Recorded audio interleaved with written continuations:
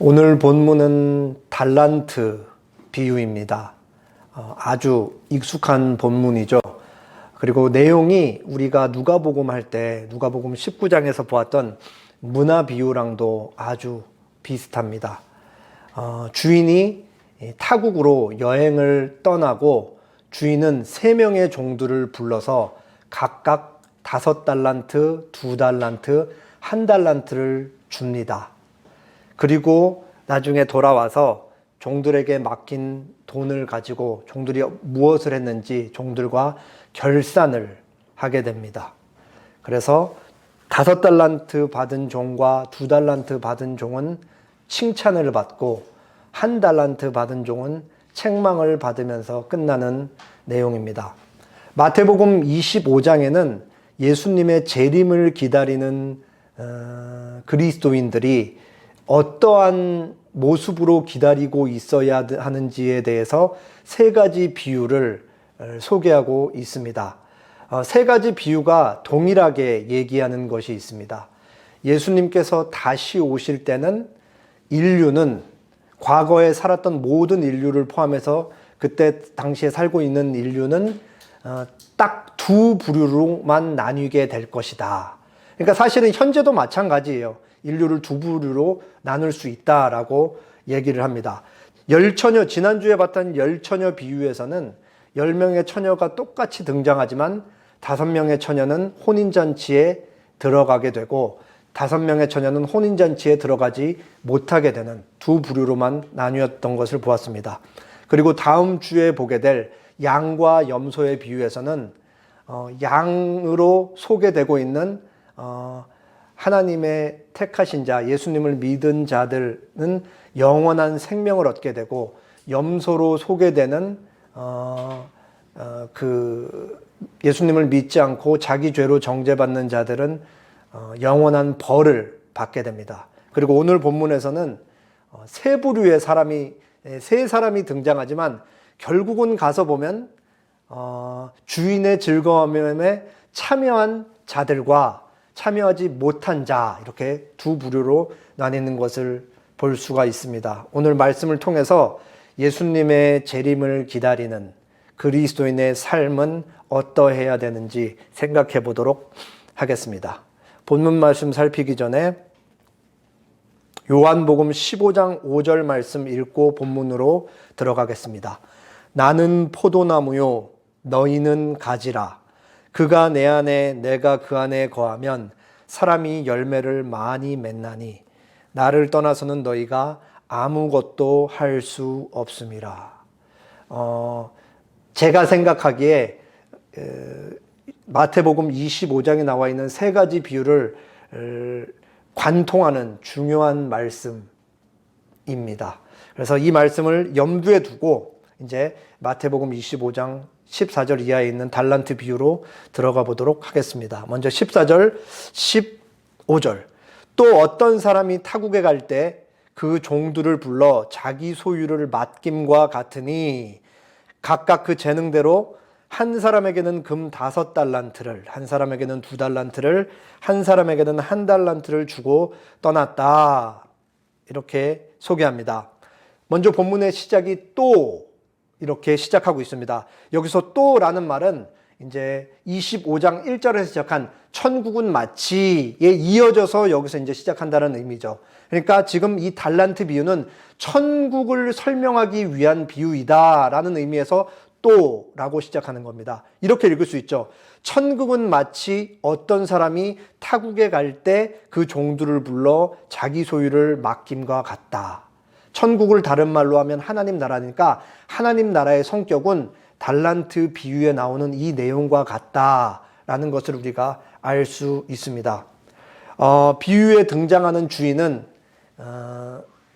다른 나라로 여행을 떠납니다. 뭐 오늘날처럼 비행기가 있는 것도 아니고 무슨 뭐 좋은 빠른 전철이 있는 것도 아니고 뭐 택시가 있는 것도 아니고 걸어가거나 뭐 나귀 하나 들고 가야 되는데 어느 나라를 가든 이웃 나라를 갈 때는 오랜 시간이 걸릴 수밖에 없는 것입니다. 주인은 여행을 떠나기에 앞서서 3명의 종들을 불러 모읍니다. 그리고 한 종에게는 5달란트, 한 종에게는 2달란트, 한 종에게는 1달란트를 나누어 줍니다.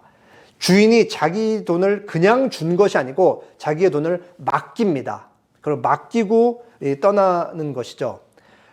다들 알고 계시겠지만 달란트라는 것은 이때 당시에 굉장히 큰 액수였습니다. 6천 데나리온이 한 달란트였죠. 그리고 한 데나리온은 당시에 노동자 한 명이 하루 동안 일해서 벌 수 있는 1급 품삯을 의미합니다. 그러니까 한 달란트라는 것은 노동자 한 명이 6,000일 동안 일해서 벌 수 있는 돈. 그래서 그것을 뭐 하루 정도 쉬는 날 빼고 안식일 빼고 계산하면 약 16년에서 20년 정도 걸리는 굉장히 긴 시간 동안 일을 해야 벌 수 있는 돈이 바로 한 달란트입니다. 그것도 뭐 먹고 싶은 거 먹으면서 그런 게 아니고 아무것도 쓰지 않고 순수히 벌어서 그 모아만 놨을 때 벌 수 있는 돈이 그 정도인 거죠. 그러니까 한 달란트 받은 자도 적은 돈을 받은 것이 아니라 평생 일해서 벌 수 있는 엄청난 금액을 받았다라는 사실을 우리는 알 수 있습니다. 주인은 이 종들의 재능을 다 알고 있습니다. 그래서 주인은 종들의 재능에 따라 5, 2, 1 달란트를 나누어 줍니다. 그래서 5달란트 받았던 자는 주인에게 5달란트를 받고 성경에 뭐라고 기록하냐면 바로 가서, 그러니까 즉시 떠났다라고 그렇게 얘기를 합니다. 그러니까 5달란트 받았던 주인은 너무 기뻤던 거예요. 아니, 우리 주인님이 나한테 이렇게 큰 일을 맡기셨나? 그러면서 너무 설레하면서 행복해하면서 기뻐해서 즉시 가서 주인에게 받은 돈을 가지고, 주인이 나에게 맡긴 돈을 가지고 장사를 하기 시작했던 것입니다. 여기서 우리는 이 종이 주인이 자기에게 돈을 맡긴 이유를, 그 의도를 잘 파악했고, 이 종이 주인과 지금까지 어떤 관계를 맺고 있었는지 어렵지 않게 짐작을 할 수 있습니다. 그리고 2달란트 받았던 종도 5달란트 받았던 종과 정확하게 똑같이 그렇게 즉시 가서 장사를 하기 시작했습니다. 자, 그리고 이제 마지막 남은 1달란트 받은 종입니다. 이 사람이 가서 무엇을 하고 있는 거죠? 주인에게 1달란트라는 엄청난 돈을 받고 다른 종들과는 다르게 열심히 땅을 파서 깊이 숨겨가지고 주인에게 받았던 돈을 거기다 꼭꼭 묻어서 숨겨두고 있는 것입니다. 화가가 아주 잘 그렸죠. 표정이 아주 어두워요. 이 뒤에 이제 나오는 내용이랑 연결된다라는 사실을 알 수가 있죠. 그리고 긴 시간이 흐릅니다. 이제 주인이 돌아와서 자기 맡긴 돈 가지고 종들과 결산을 합니다.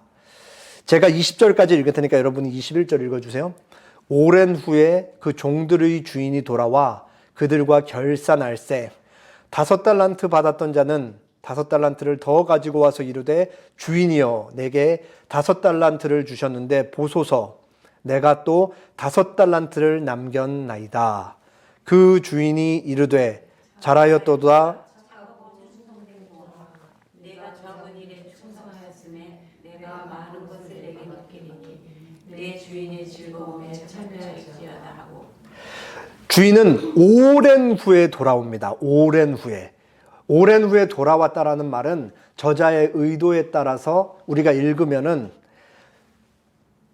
주인으로부터 달란트를 받은 종들에게는 충분한 시간과 기회가 있었다라는 걸 말하고 있는 것입니다. 5달란트 받았던 종은 원금 5달란트와 함께 남긴 이윤 2배인 또 다른 5달란트를 가지고 와서 주인에게 드리면서 보십시오. 당신이 주었던 원금과 이윤 5달란트도 제가 남겨왔습니다. 보십시오. 라고 그렇게 얘기를 합니다. 주인이 뭐라고 칭찬을 해요? 착하고 충성된 종아, 이렇게 칭찬을 합니다. 여기서 착하고 충성된 종이라고 주인이 칭찬한 말에는 이 5달란트 받은 종이 주인의 의중을 잘 파악했고 주인이 의도한 대로, 주인이 바랬던 대로 그대로 했다라는 의미에서 착하고 충성된 종이라고 칭찬을 하고 있는 것입니다. 그러니까 그 주인에게 돈을 받았던 그 종 마음대로 한 것이 아니라 주인의 뜻대로 잘했다라는 의미에서 착하고 충성된 종이라고 그렇게 얘기를 하고 있는 것이죠. 그러면서 뭐라고 얘기를 하냐면 내가 적은 일에 충성하였음에 내가 많은 것을 너에게 맡기리니 내 주인의 즐거움에 참여할지어다 라고 그렇게 상급을 내립니다.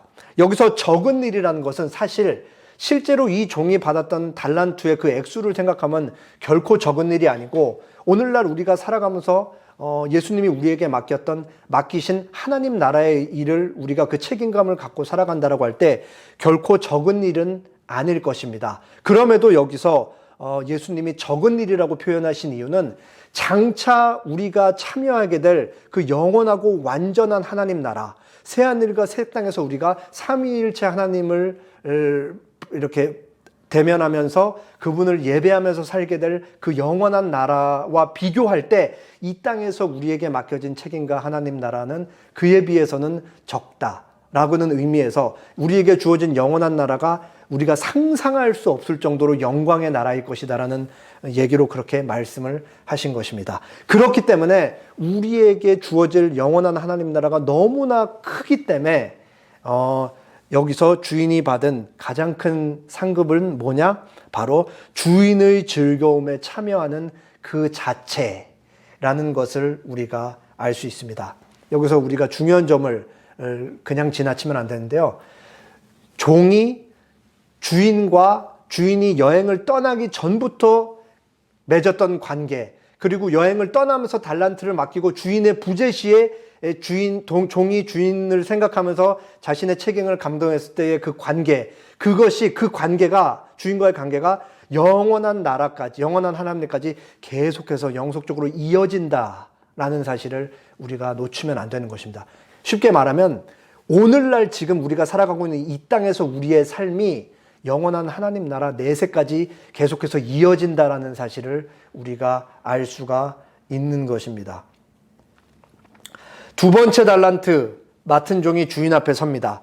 5달란트 받은 종과 똑같이 원금 2달란트를 주인에게 드리고 그리고 이윤으로 남긴 2달란트를 보여드리면서 보소서 제가 이렇게 장사해서 2달란트의 이윤을 남겨왔습니다 하면서 주인이 드립니다. 그러니까 주인이 뭐라고 얘기를 했죠?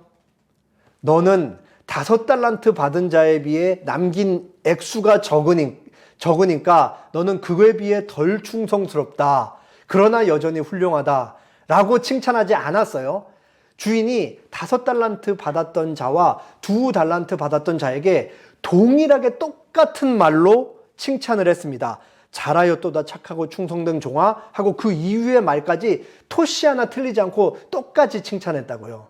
여기서 우리는 주인이 종들에게 달란트를 맡기고 가면서 뭐를 의도했는지를 읽을 수가 있죠. 주인이 바랬던 거는 주인은 또 부재 시에 종들을 통해서 배를 불리거나 재산을 증식시키려고 했던 게 의도가 아니었어요. 주인이 종들에게 바랬던 건 뭐였죠? 신실함. 너에게 이 일을 맡기고 간 주인과의 관계를 기억하며 너희는 그 주인의 뜻에 따라 성실하게 신실하게 하루를 살아라. 그거를 주인이 의도했던 것이었습니다. 그러니까 얼마나 주인이 맡긴 일을 얼마나 진지하게 열심히 수행했느냐에 따라 칭찬을 받았던 것입니다. 세상이 돌아가는 원리랑은 완전히 다르죠. 세상은 뭐를 제일 중요하게 생각해요? 과정보다 결과, 성과. 세상 원리에 따르면 여기서 당연히 2달란트 받은 사람보다 5달란트 받은 사람이 훨씬 더 칭찬을 하죠. 2달란트 받았다는 사람들은 2배 아니라 10배까지 넘게 그 이윤을 남겼어야 주인에게 더 큰 칭찬을 받았을 것입니다. 그러나 성경은 그렇게 얘기하지 않습니다. 성경은 결코 결과지향적이거나 성과지향적이지 않습니다. 과정이 중요하고 결과는 철저하게 하나님의 몫에 붙여지는 것입니다. 우리에게 요구되는 것은 주어진 시간 속에서 우리가 얼마나 주님의 뜻을 따르며 신실하게 성실하게 살아가느냐 하는 것입니다. 이제 1달란트 받은 종이 주인 앞에 섭니다. 제가 24절, 여러분이 25절 읽겠습니다.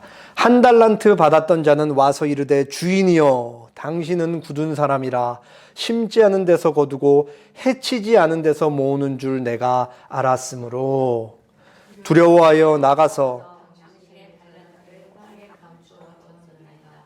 무거워서 당신의 것을 가지셨나이다.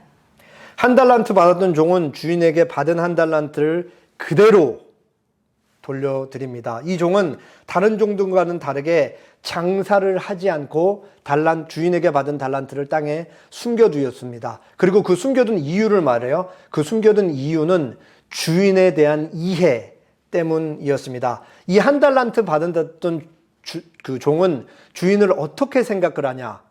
당신은 굳은 사람이라 심지 않은 데서 거두고 뿌리지 않은 데서 모으는 줄로 알았습니다. 라고 그렇게 얘기하죠. 그러니까 내가 자칫 장사를 잘못했다가 손해를 보면은 주인한테 그냥 아주 두드려 맞고 혼날까봐 나는 주인이 너무너무 두려워서 그렇게 했습니다. 돈을 숨겨뒀습니다. 나는 아무것도 하지 않았습니다.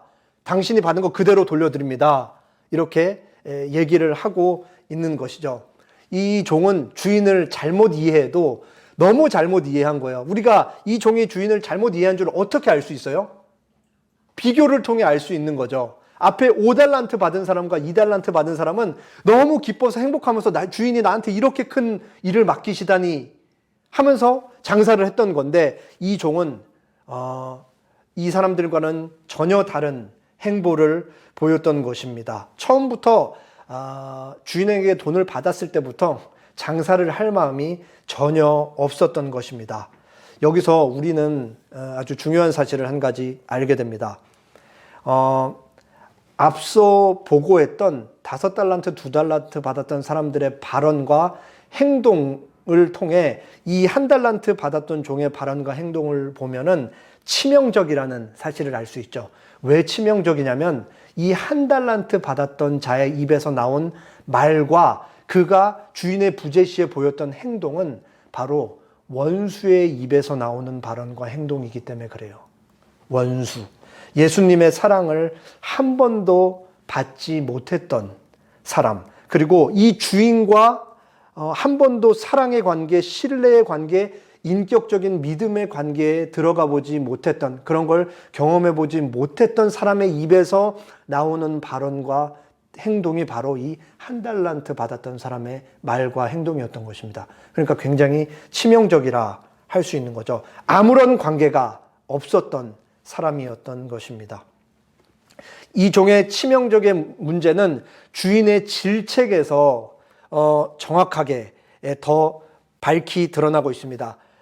주인이 5달란트, 2달란트 받았던 사람에게는 착하고 충성된 종이라고 얘기했던 반면에 이 한 달란트를 꼭꼭 숨겨뒀던 한 달란트 받은 종에게는 악하고 게으른 종이라고 그렇게 얘기를 합니다. 여기서 이 게으르다라는 의미를 김성수 교수님께서 이렇게 설명하셨습니다. 게으르다는 말은 단순히 나태한 것이 아니라 이런저런 이유로 안 되겠다, 하기 싫다고 해서 하지 않은 것을 말한다. 그리고 하기 싫은 이유는 바로 주인이 엄하고 이기적이라는 생각 때문이었다. 해봐야 주인 좋은 일만 시킬 뿐 자기에게는 돌아올 것이 없다는 생각 때문이었다. 즉 주인에 대한 믿음과 신뢰와 사랑이 없는 것이 원인이었다. 그리고 주인에 대한 믿음과 사랑이 없는 이유는 주인의 사랑과 은혜를 알지 못하기 때문이다. 그를 가리켜 무익한 종, 아무 곳에서 쓸모없는 사람이라 하신 것은 단순히 능력과 재주의 모자람을 탓하신 말씀이라기보다 이런 근본적인 잘못을 염두에 두고 하신 말씀이다. 이 종은, 다시 말씀드리지만 이 종은 주인에게 한 달란트를 받았을 때부터 아무것도 할 마음이 없었던 사람이었습니다. 왜 그래요? 달란트를 받기 이전까지 주인과의 관계에서 늘 주인은 나쁜 사람이라고 생각을 하고 있는 거예요. 자기밖에 모르는 이기적인 사람이기 때문에 나한테 이 일을 시켜가지고 내가 열심히 해봤자 나한테 떨어지는 것은 아무것도 없고 주인이 다 착취해 갈 건데 내가 열심히 해서 뭐해? 라는 생각을 가지고 땅에 묻어뒀던 것입니다. 이 생각이 왜 그렇게 치명적일까요?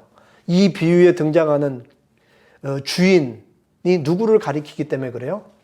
바로 예수님을 가리키기 때문에 그런 거죠. 그러니까 이 종은 예수님을 어떻게 생각하고 있는 거예요? 단순히 오해하고 있는 것이 아니라 예수님은 나쁘다라고 생각하고 있기 때문에 이게 아주 위험한 생각인 것입니다.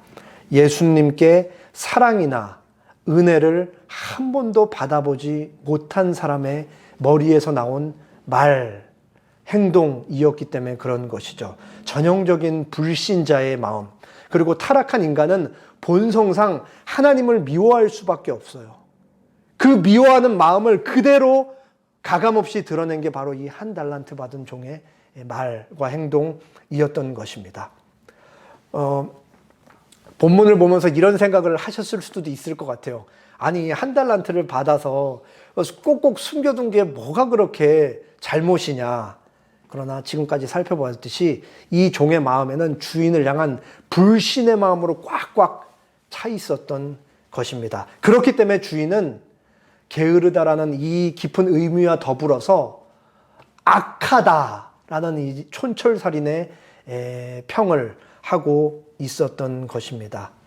그러니까 이 한 달란트 받은 종만 놓고 보면 이 달란트 비유는 너무 슬픈 비유이기도 하고 또 어떻게 생각하면 아주 무서운 비유이기도 한 것입니다. 자기가 주인과 늘 끊어져 있었다라는 것을 자기 말과 행동을 통해 온천하에 드러냈기 때문에 그렇습니다. 자, 이제 주인이 최종 판결을 내립니다. 28절에서 30절.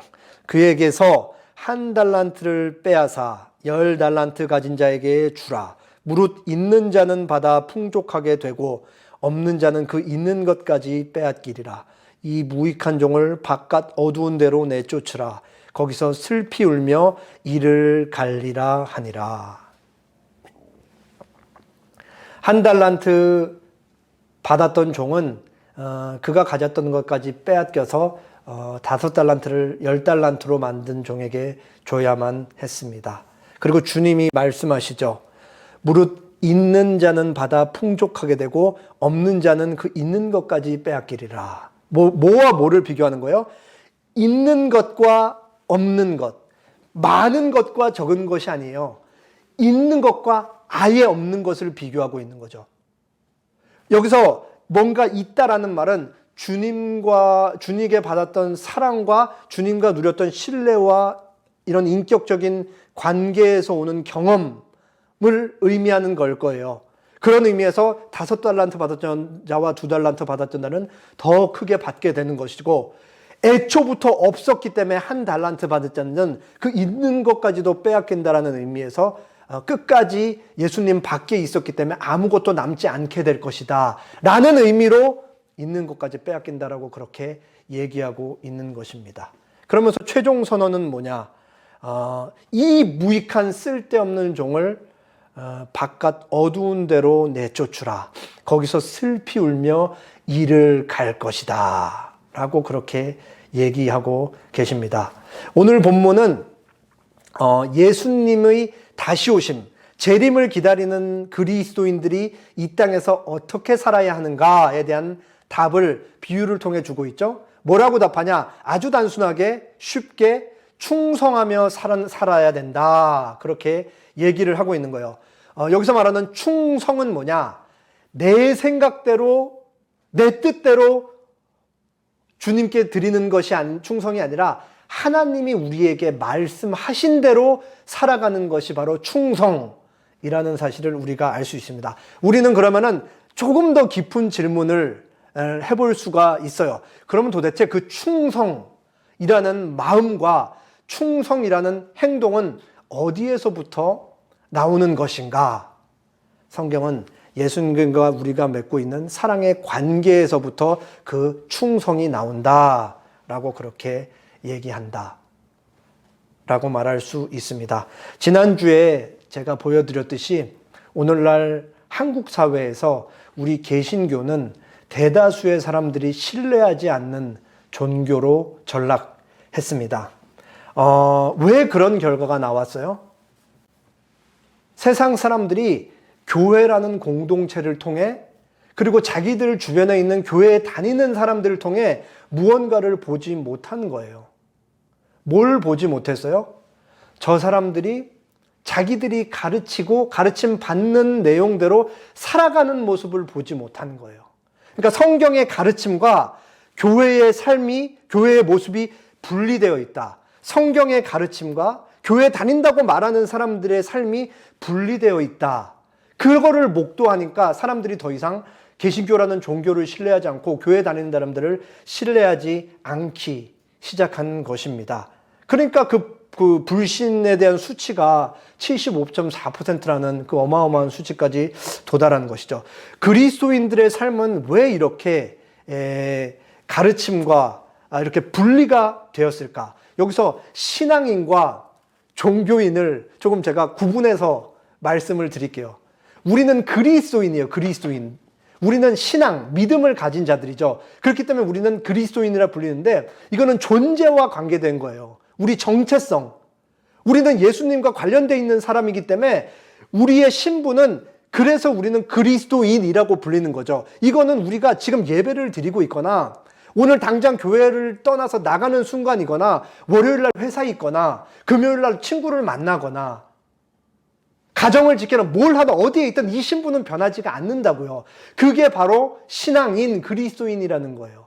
결코 우리에게 변하지 않는 신분. 그런데 종교인은 뭐냐?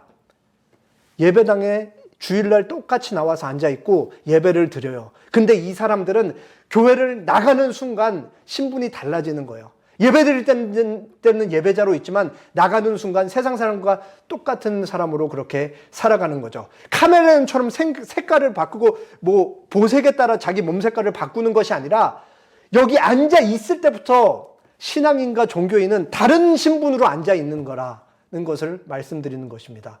종교인은 그냥 이 자리에 나와서 종교 생활을 하기 위해서만 앉아 있는 거예요. 똑같이 앉아 있어도 그리스도인, 신앙인과 종교인은 완전히 다른 신분을 갖고 있다. 다른 신분으로 똑같이 예배드리는 모습을 하고 있어도 다른 신분으로 이 자리에 참여하고 있다는 사실을 우리가 알 수 있습니다. 우리는 주일에 교회만 왔다 갔다 하는 그 종교 생활을 하는 종교인이 아닙니다. 우리는 그리스도인입니다. 우리가 그리스도인이라 불리는 이유는 예수님을 통해 우리의 존재가 정의되고 규정된다 이거예요. 우리는 믿음을 통해 예수님과 연합이 되었잖아요. 우리는 예수님과 하나 되어 있는 존재라는 의미입니다. 하나님께서 우리에게 믿음이라는 것을 선물로 주셨습니다. 그래서 우리는 하나님이 주신 믿음 때문에 예수님과 연합해서 예수님으로부터 모든 것을 받아 누리는 존재가 되었어요. 모든 것을. 본래 우리는 태어날 때 죄인으로 태어나요. 우리는 과거에 죄인이었어요. 근데 하나님께서 주신 믿음 덕분에 예수님과 연합되어서 예수님께 있는 100% 완전한 의를 우리는 통째로 우리가 받아 누리게 되었습니다. 그래서 우리는 더 이상 죄인이 아니고 하나님께서 우리를 법적인 의미로서 너희는 죄인이 아니라 의인이야, 의인. 왜? 예수님의 모든 의가 우리에게 왔으니까. 그래서 우리는 의인이 된 거예요. 우리가 의인이 된 거니까 그건 뭘 뜻해요? 하나님께서 우리의 죄를 용서하셨다. 우리의 죄까지도 용서하셨다. 하나님의 거룩한 율법 10계명이 더 이상 우리를 죄인이라고 정죄하지 않고 예수님께서 우리의 모든 죄를 대신해서 사하셨다라는 것을 알게 됩니다. 우리는 과거에 지은 죄뿐만 아니라 미래에 지을 죄 단 하나까지도 예수님에 의해 전부 다 용서를 받게 되었습니다. 여기서 끝나는 게 아니에요. 예수님은 본성적으로 거룩하신 분이죠. 태어날 때부터 죄가 하나도 없는, 우리는 본성적으로 악하고 부패한 죄인이지만 예수님은 본성적으로 거룩한 분이고 본성적으로 거룩한 분이기 때문에 이 땅에서 살아가실 때 늘 아무런 죄와 상관없이 거룩한 삶을 온전히 사셨던 분이었습니다. 우리가 예수님과 연합되어 있다는 말은 이 거룩하신 예수님의 거룩함까지도 받아서 우리가 누리는 존재가 되었다라는 것을 의미합니다. 그렇기 때문에 우리는 이 땅에 살아가면서 끊임없이 내적으로는 죄와 사투가 벌어지고 있는 것이고 그 죄와의 사투에서 성령 하나님의 도우심을 받아서 외적으로 조금씩 변화되어 가는 거예요. 이거를 거룩한 변화라고 해서 조금 어려운 말로 성화라고 그렇게 얘기를 합니다. 그리고 자연스럽게 우리가 거룩하게 조금씩 변화가는 성화의 과정을 밟아갈 때 외적으로 어떤 열매가 나타나겠어요? 선행이라는 게 나타나는 거예요. 그렇기 때문에 기독교인, 그리스도인에게 있어서 선행이라는 것은 해도 되고 안 해도 되는 것이 아니라 선택의 문제가 아니라 반드시 그냥 나타날 수밖에 없는, 감나무를 딱 치고 놓으면은 하늘에서 비가 내려서 감나무가 주렁주렁 열리듯이 우리에게 선행은 성화 과정에 있는 자연스러운 겉으로 드러나는 열매라는 것입니다. 예수님께서 자기 자신만을 위해 살지 않고 철저하게 타인을 위해 사셨듯이, 선행을 베풀며 사셨듯이 그리스도인에게는 당연히 선행이라는 열매가 나타나야 되는 것이죠. 그리고 예수님께서 십자가에 못 박혀 죽으시고 바로 부활하신 다음에, 죽은 지 3일 만에 부활하신 다음에 하나님 보좌 우편으로 가셨습니다. 예수님께서 이 땅에 오셔서 십자가에 달리시고 죽으신 다음에 3일 만에 부활하셔서 하늘로 올라가셨어요. 하늘 길을 뚫어 놓으신 거예요. 예수님 혼자 그 길을 가신 것이 아니고 예수님을 뒤따라가는 우리들이 쫓아갈 수 있는 그 길을 먼저 그 길을 보여신 것이라는 것을 우리가 알 수가 있는 것입니다. 그렇기 때문에 예수님이 지금 하나님 보좌 우편에 있듯이 우리도 반드시 거기에 갈 수밖에 없다라는 사실을 우리는 알 수가 있는 것이고, 거기에서 우리는 확신을 할 수 있는 거죠. 이 땅에 살아갈 때 우리에게 그 어떤 어려움과 시련과 고난이 닥쳐오더라도 예수님께서 먼저 간 길을 우리는 따라가고 결국은 우리는 예수님이 있는 그곳에 가게 될 것이다 라는 사실을 확실하게 알게 되는 것입니다. 그리고 예수님이 우리를 다시 데리러 온 그 완전하게 이루어진 영원한 하나님 나라에서 우리는 영광스러운 부활의 몸을 입고 영원히 하나님을 찬양하는, 더 이상 죄를 범할 수 없는 그 완전한 존재가 될 것입니다. 이 모든 것이 예수님과 연합함을 통해서 우리에게 통째로 주어졌다고요. 그렇기 때문에 나는 죄사함만 받고 거룩해지진 않을래 라는 거는 없다라는 것입니다. 예수님 존재 자체가 우리에게 오는 거예요. 그리고 우리는 그 안에서 모든 구원의 복을 받아 누리는 것입니다. 이게 바로 포도나무 비유가 얘기하고 싶은 거죠. 나는 포도나무요 너희는 가지라. 그가 내 안에 내가 그 안에 거하면 사람이 열매를 많이 맺나니 나를 떠나서는 너희가 아무것도 할 수 없음이라. 갑자기 이제 원고에는 없는 내용인데, 가끔씩 이제 목사님들끼리 만나면은 이제 설교 끝나고 목사님들이 항상 이제 사모님들한테 좀 물어봐요. 대부분 그러시는 것 같아요. 여보, 나 오늘 설교 어땠어? 이제 사모님이 이제 제일 솔직하게 얘기해 줄 수 있는 사람이니까 이제 얘기를 해주는데, 제가 들었던 얘기 중에 제일 충격적인 그 사모님의 직격탄이 뭐였냐면, 여보, 오늘도 불은 강대싸게만 내려는 것 같아요. 이 말이었어요. 제가 이 얘기를, 왜냐면은 저는 지금 신나갖고 막 너무 중요한 얘기를 하고 있는데 여러분 표정 보니까 이게 잘 전달되고 있는가 하는 의구심이 들어서 이 얘기를 갑자기 생각이 나서 한 것입니다. 하나님을 향한 우리의 충성은 결국 여기서 오는 거예요. 예수님과의 연합. 예수님을 통해 완전한 생명이 우리에게 오고 거기서부터 우리의 구원과 죄사함과 의로움과 거룩함과 우리가 끝까지 견뎌낼 수 있는 그 인내력과 그리고 영원히 변화될 존재까지 한꺼번에 다 온다고요, 우리에게. 그러니까 예수님이 얼마나 그 안에 모든 중요한 귀한 보물이 거기에 다 담겨 있다라는 사실을 알 수가 있습니다. 그리고 우리가 예수님과 연합되어 있다는 것은 생명으로 연합되어 있다는데, 여기서 우리는 우리의 책임이 얼마나 막중한지 알 수가 있는 것입니다. 예수님과 생명으로 연합되어 있다는 말은 예수님께만 있는 참 생명이 우리에게도 있다라는 말이에요. 근데 우리가 만나고 있는, 그리고 우리 개신교를 부정적으로 평가하고 신뢰하지 않는 세상 사람들은 참된 생명을 가지고 있지 않습니다. 그들은 영적으로 사망한 상태에서 죄와 사망에 완전히 지배를 받고 있는 사람들인 거예요. 우리랑은 완전히 다른 존재인 거죠. 그러니까 거기서 우리의 존재를 통해서 저 사람을 보니까 하나님이 있는 것 같아. 저 사람은 뭔가 다른 것 같아.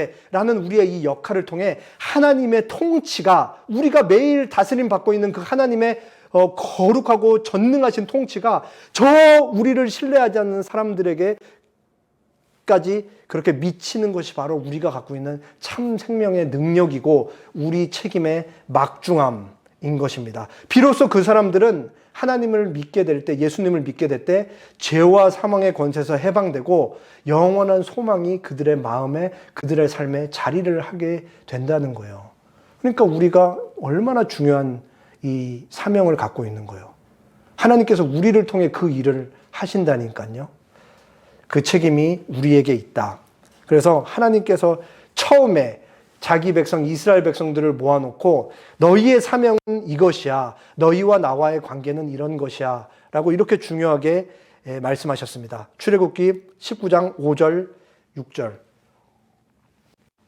세계가 다 내게 속하였나니 너희가 내 말을 잘 듣고 내 언약을 지키면 너희는 모든 민족 중에서 내 소유가 되겠고 너희가 내게 대하여 제사장 나라가 되며 거룩한 백성이 되리라. 너희는 이 말을 이스라엘 자손에게 전할지니라. 우리가 어떤 존재라고요? 제사장 나라, 거룩한 백성, 하나님과 세상 사이를 잇는 그 사이에 있는 참된 생명을 가지고 있는 예수님과 연합해서 우리만 드러낼 수 있는 예수님의 참된 생명을 전할 수 있는 그런 사람이라고 얘기를 합니다. 우리는 끊임없이 누군가와 함께 살아가고 있습니다. 끊임없이 누구를 마주할 수밖에 없는 그런 사람들입니다. 하나님께서 보내신 자리에서 우리는 나로서만 살아가는 것이 아니라 하나님이 우리를 보내신 대사로서 그 자리를 살아가는 거예요. 그렇기 때문에 우리는 우리가 어떤 존재인지, 하나님께서 도대체 우리를 왜 부르셨는지, 우리가 얼마나 막중한 그 임무를 받고 있는지를 생각하면서 그 하나님의 거룩하고 자비하시고 기쁘신 뜻이 우리의 생각과 말과 인격과 삶의 체계에 전반적으로 녹아져서 그것이 발현되어 나와야 하는 것입니다. 말 한마디, 인사하면서 웃는 그 웃음 하나, 미소 하나, 그리고 싫어하는 사람, 미워하는 사람, 나를 힘들게 하는 사람을 보면서 말 한마디 건네는 그 태도, 이 모든 것에서 바로 내가 그리스도인이라는 것이 다 드러나는 것입니다. 현실적으로 생각하면 아주 고단하고 괴로운 거죠. 그렇기 때문에 그리스도인으로 세상을 살아간다는 게 결코 만만치가 않은 거예요. 늘 괴롭고 또 괴로운 게 그리스도인의 삶입니다. 그럼에도 하나님께서 우리를 부르신 그 자리가 영광의 자리고 영광의 길이라는 것은 변함없는 진리입니다. 마지막으로 토마스 보스턴 목사님의 권면을 제가 대독하면서 설교를 마치겠습니다. 사랑으로 행하십시오. 예수 그리스도 안에서 하나님을 향한 사랑으로 살아가십시오. 이것이 사랑의 법인 율법을 이루는 첩경입니다. 예수 그리스도가 누구시며 또 우리에게 예수 그리스도는 누구신가? 우리가 그렇게 살아가야 할 위대한 이유가 있습니다. 하나의 불꽃만 있으면 다른 불을 지필 수 있습니다. 이런 사랑은 피조물에게서는 찾아볼 수 없습니다. 하나님이 우리에게 보여주신 사랑이기 때문입니다. 이 불로 우리의 마음을 살라야 하지 않겠습니까? 서로를 향한 사랑으로 행하십시오. 인류를 향한 사랑으로 살아가십시오. 함께 기도하겠습니다.